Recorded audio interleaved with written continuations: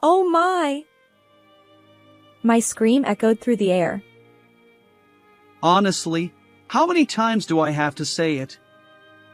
When the glass is empty, pour the beer right away. Oh dear, the glass is broken. Isabella, clean it up quickly. Honestly, when will you grow up? This is insane.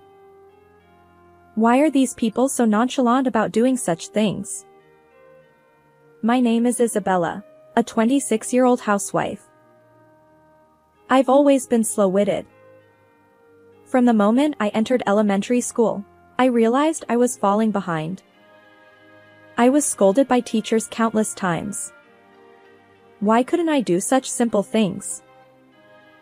My parents are neither particularly enthusiastic about education nor completely neglectful. When my test scores were poor, they'd say, "Do better next time," and when it continued, they suggested, "How about going to a cram school?" I tried attending a cram school once, but the teacher's pace was too fast for me to keep up. Gradually, I became reluctant to go, and I started spending time at the park instead. However, I was soon caught when the cram school contacted my parents because I hadn't been showing up. I ended up quitting the cram school. That's when things started to go downhill for me. The moment I gave up, realizing that nothing could be done, everything became inconsequential, and I started hanging out with a bad crowd. Middle school was the worst time. Every day, we loitered at a convenience store, getting into cigarettes and alcohol. I'd leave home after my parents went to sleep and return before they woke up. That cycle continued. As a result, attending regular classes during the day was impossible, and I spent most days just sleeping. It was like going to school only for lunch.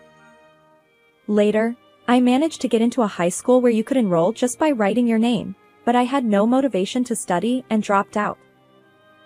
At that time, I left home after endless arguments with my parents, creating a rift between us. Since then, I've been working tirelessly at part-time jobs while living alone. But as I started working and living independently, I realized how much my parents had supported my life. The chores my mother did as a matter of course weren't actually ordinary, and my father going to work every day wasn't a given. I understood how I had taken their support for granted and how naive I had been. Still, back then, due to a mix of pride and embarrassment, I couldn't bring myself to visit my parents and apologize. After that, I resolved to live earnestly. In between my part-time jobs, I revisited the basics of compulsory education. 3 years later, I passed the GED exam and decided to take the evening courses at a university. Somehow, I managed to scrape by with the minimum passing score. I was overjoyed. Although it was a lower-ranked university, it's incredible that someone like me, who used to be foolish, could go to university.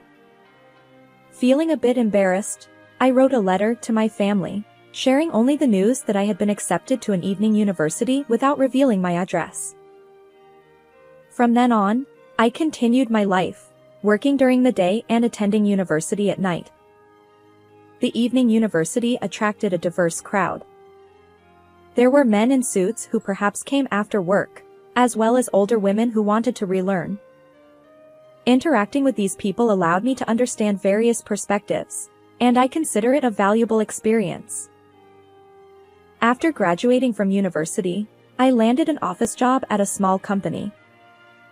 If my old friends saw me now, they'd surely be surprised.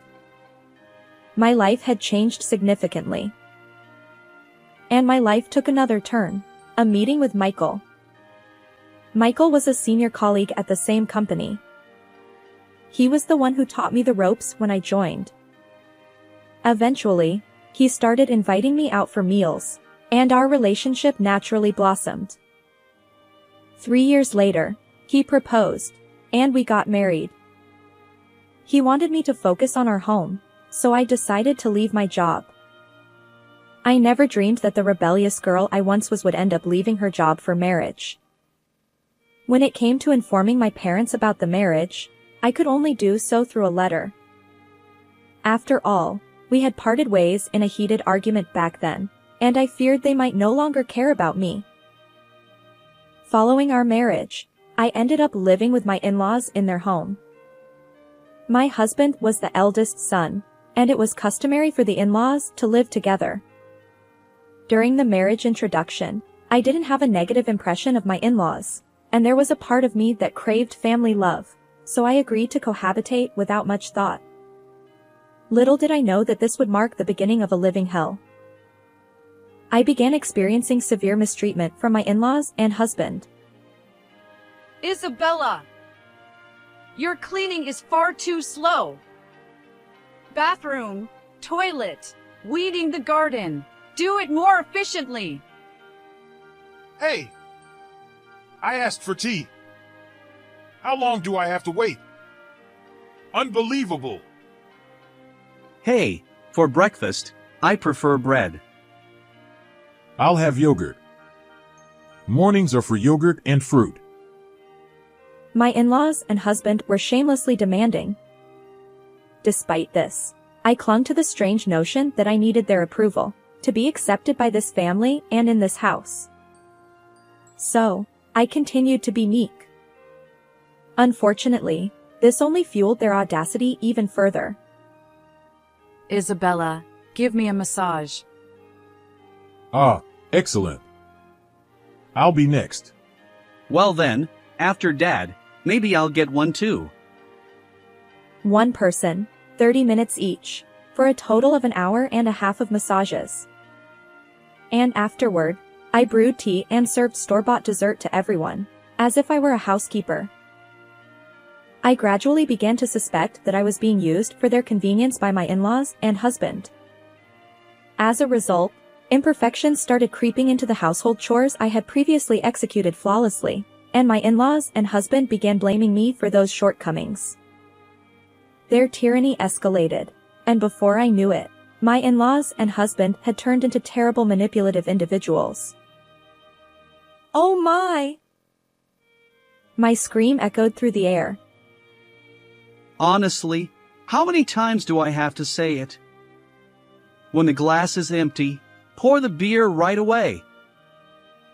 He slammed the table as he spoke. The impact caused a glass to fall at my feet. Oh dear, the glass is broken. Isabella, clean it up quickly. Honestly, when will you grow up? This was madness. How could these people be so callous? I had reached my breaking point. I wanted to go home. But where? To my mom's place? Yet, I was afraid. Would they accept me? Still, I knew that remaining in this house would drive me mentally unstable, so I made up my mind and left. Where are you going? Leave her alone. She's been disowned by her parents, so this is the only place she has to go. Despite my husband's words, I ignored him and left my in-laws' home. And after approximately 10 years, I arrived in front of my parents' home. As I hesitated to press the intercom button, a voice came from behind. Isabella. It was my mother's voice. Mom. The moment I saw my mother, tears welled up uncontrollably. She was also crying, and she embraced me tightly. She welcomed me into the house, and there, I met my father after a long time. Holding back tears, he said, "Welcome back." I felt overjoyed.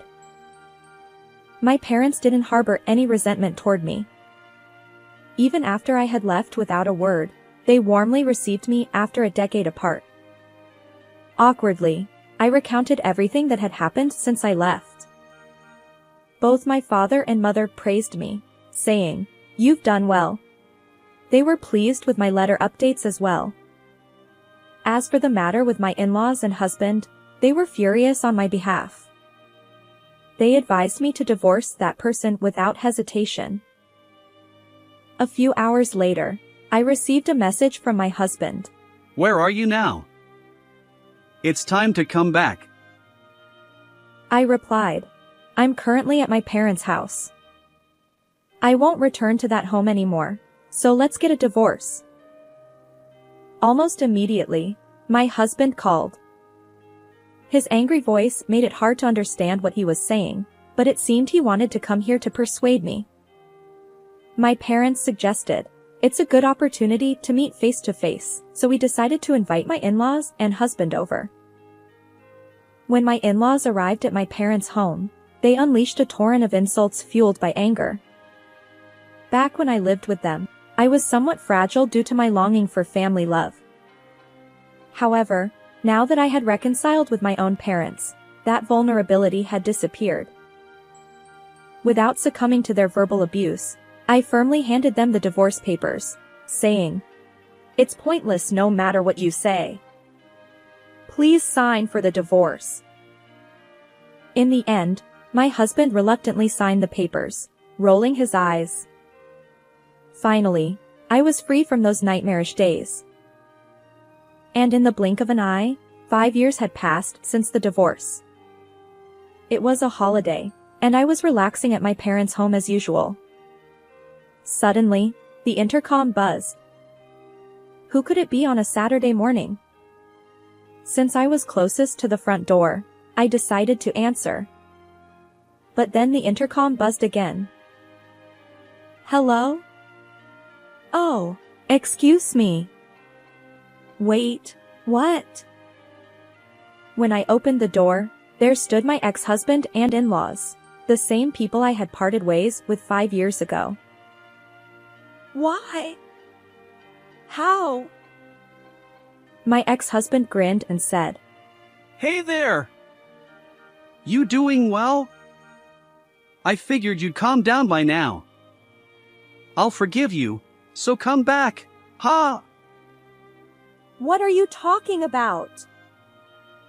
My shout drew my father's attention, and he joined me at the entrance. He too was surprised by their presence. My ex-husband continued smirking. You're probably still a lonely single woman, right? We'll take you back. And then my ex-father-in-law, audaciously, chimed in. Grandmother needs care too. Let's discuss the future. Their nonsensical statements made me burst into laughter. Impossible. Why are you laughing? My ex-father-in-law snapped. Exactly. How dare you, a lowly woman, be so cheeky? My ex-mother-in-law chimed in. I replied, Well, I was just thinking, who's speaking from a high horse here?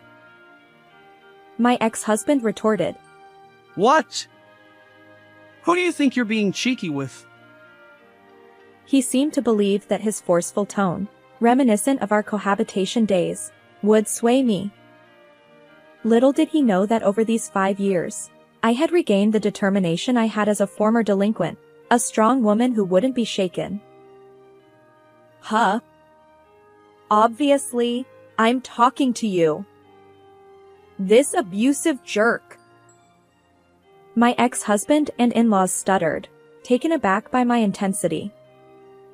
Suddenly, my voice surprised my mother, who approached, saying, Isabella, calm down. The baby just woke up. I apologized while cradling my daughter. Oops, sorry. A baby? I explained. I've remarried and have a child now. So, there's no chance of reconciliation with you. Not that I intend to, anyway. You're kidding. My ex-husband, clearly frustrated by the lack of compliance, retorted and kicked the flower bed outside the front door. I hurried inside, ensuring my daughter's safety, while my ex-husband attempted to force his way in. My father stepped in to stop him. In the next moment, my ex-husband let out a cry of pain. Ouch! Noah. Noah was my current husband. It seemed he had returned from his night shift just in time. Noah twisted my ex-husband's arm. What are you doing? You! What the hell? Let go! My ex-father-in-law chimed in. Release my son! I'll call the police! Noah replied. Huh? I am the police. Ah! Noah turned to me.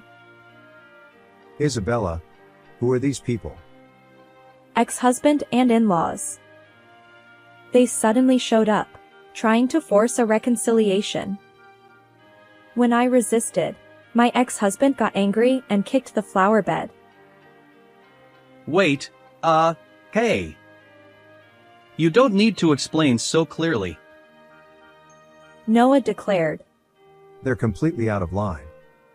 I'll call for backup. This is ridiculous.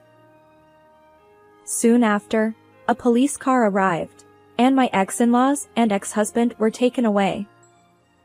The neighbors watched like curious onlookers, and my ex-in-laws and ex-husband hung their heads in embarrassment as they got into the police car.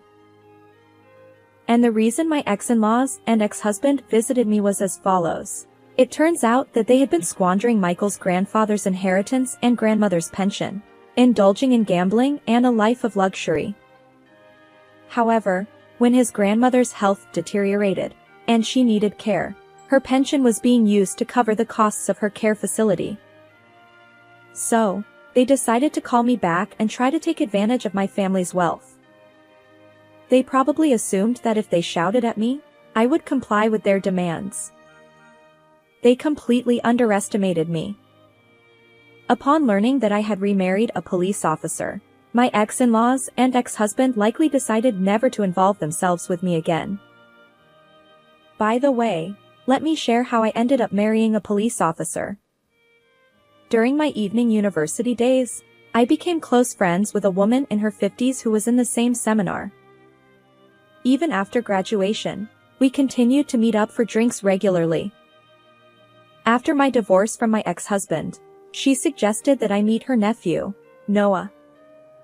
We hit it off, and that's how we ended up getting married. Life is unpredictable, and I never imagined finding happiness through such connections and bonds. Moving forward, I plan to enjoy each day while nurturing a good relationship with my husband, parents, and watching my daughter grow. How did you find this story? Don't forget to subscribe to the channel. See you in the next video.